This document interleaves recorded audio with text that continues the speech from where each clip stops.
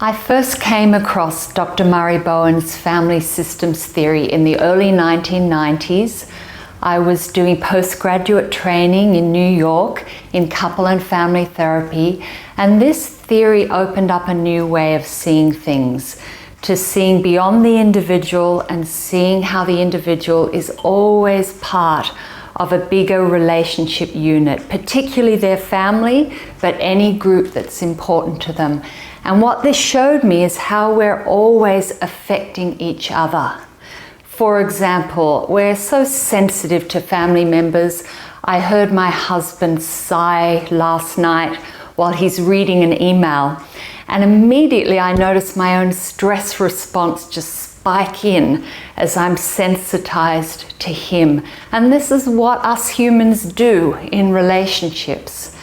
And in my book, Growing Yourself Up, what I'm doing is taking this rich theory that Bowen developed, a systems way of thinking, taking the jargon out of it and applying it to each stage of the family life cycle, right through from leaving home through to old age and death in the family. The book, and indeed the theory, is not about quick fix techniques. You can find plenty of that in other books out there. This is a theory that looks at understanding patterns in relationships.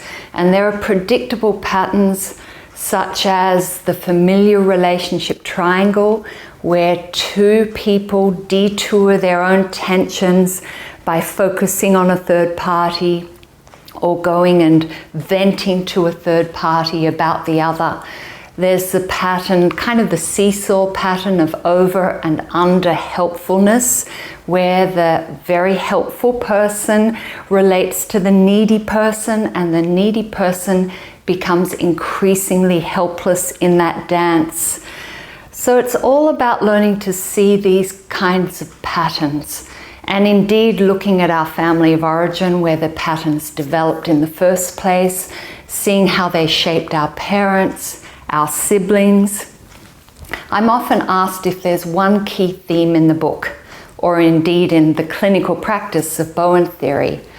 And I think that the key to it all is that you work on yourself in order to have healthier relationship systems.